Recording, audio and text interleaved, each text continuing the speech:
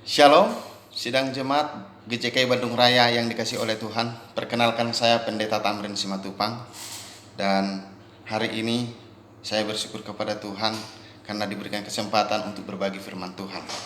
Adapun yang mau kita bicarakan hari ini adalah soal menguji roh. Dalam 1 Yohanes 4 ayat 1 dikatakan, janganlah percaya kepada semua roh, ujilah roh-roh itu.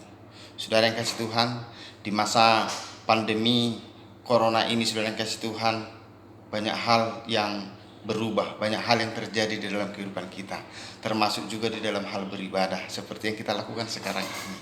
Saudara yang kasih Tuhan, memang kita patut bersyukur kepada Tuhan.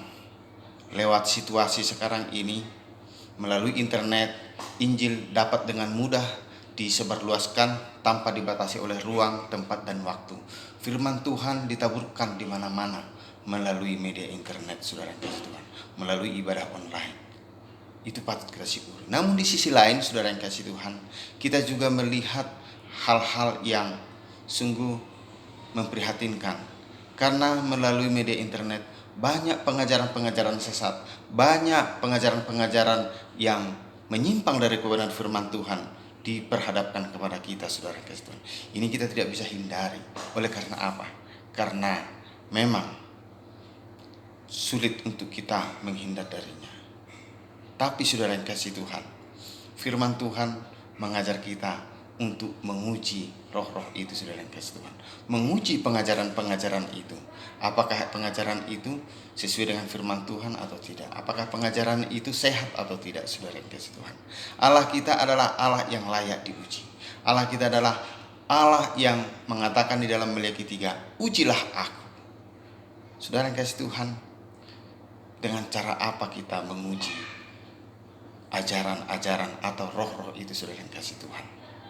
Di dalam firman Tuhan ada 3 cara yang patut kita pakai atau kita gunakan untuk menguji roh-roh itu.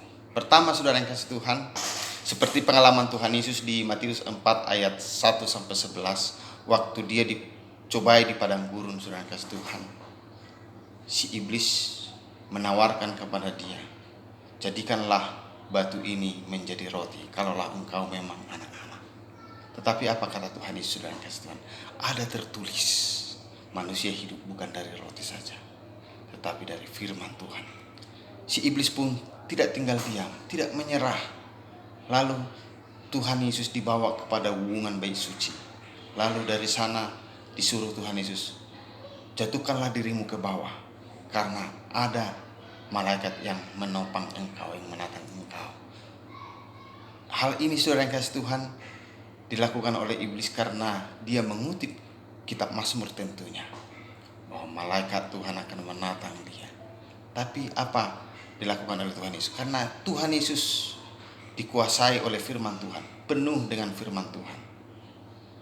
Apa dikatakan Tuhan Yesus? Ada tertulis, jangan mencobai Tuhan Allah. Si iblis pun tidak tinggal diam, dicobai lagi yang ketiga kali, saudara yang kasih Tuhan. Iblis memperlihatkan keindahan, kemegahan dunia ini, kekayaan dunia ini. Iblis mengatakan, semua ini akan kuserahkan kepadamu kalau engkau mau sujud menyembah. Apa kata Yesus? Enyahlah iblis, sebab ada tertulis, hanya kepada Tuhan Allah lah engkau saja engkau bersujud. Saudara yang kasih Tuhan, kenapa bisa Tuhan Yesus dengan begitu gamblangnya melawan si iblis itu? Karena dia penuh dengan firman. Demikian juga tentang kita, Bapak Ibu Saudara yang kasih Tuhan. Kalau kita dikuasai oleh firman, kalau kita penuh dengan firman Tuhan, tentu kita dengan mudah dapat mematahkan siasat tipu muslihat si iblis. Pengajaran-pengajaran sesat, pengajaran-pengajaran yang sungguh menjerumuskan kita ke dalam kebinasaan, saudara yang kasih Tuhan. Persoalannya sekarang, adakah kita dikuasai oleh firman? Sudahkah kita membaca firman Tuhan dari Kejadian sampai Wahyu? Kalaulah memang firman Tuhan itu menjadi pegangan bagi kita, tentu tidak cukup 1 kali, 2 kali, 3 kali, bahkan berulang kali. Karena apa, saudara yang kasih Tuhan? Itu yang menjadi pegangan kita untuk dapat terhindar dari berbagai penyesatan. Itulah cara yang pertama. Cara yang kedua, saudara yang kasih Tuhan, seperti dalam 1 Yohanes 4 ayat 2-3.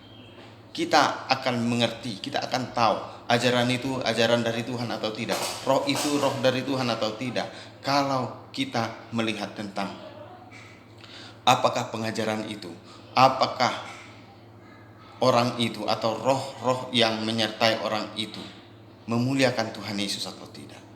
Apakah dia mengaku Yesus yang datang ke dunia ini sebagai manusia atau tidak. Kalaulah tidak demikian, saudara yang kasih Tuhan, artinya itu adalah pengajaran sesat.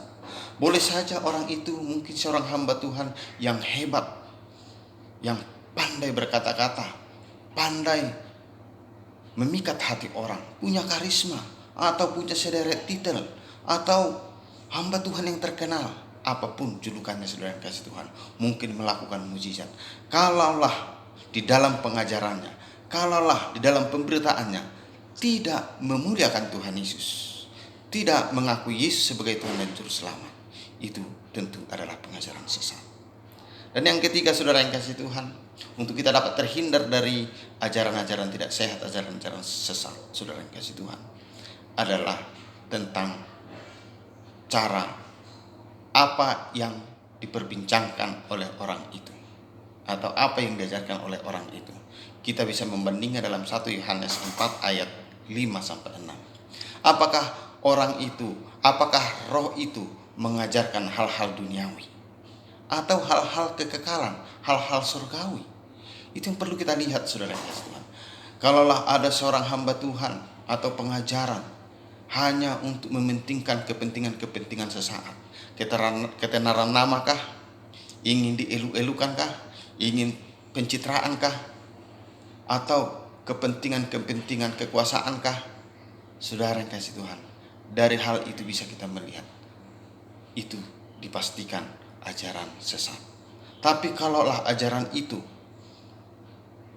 hanya berfokus kepada nilai-nilai kekekalan, berfokus kepada kerajaan Allah, itu adalah ajaran yang benar.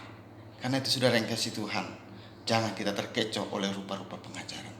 Karena di dalam firman Tuhan dikatakan, di dalam 1 Timotius 4 ayat 1, akan ada masanya, dan mungkin sekarang ini juga, saudara yang kasih Tuhan, akan banyak orang yang murtad, mengikuti ajaran setan-setan dan nabi-nabi palsu.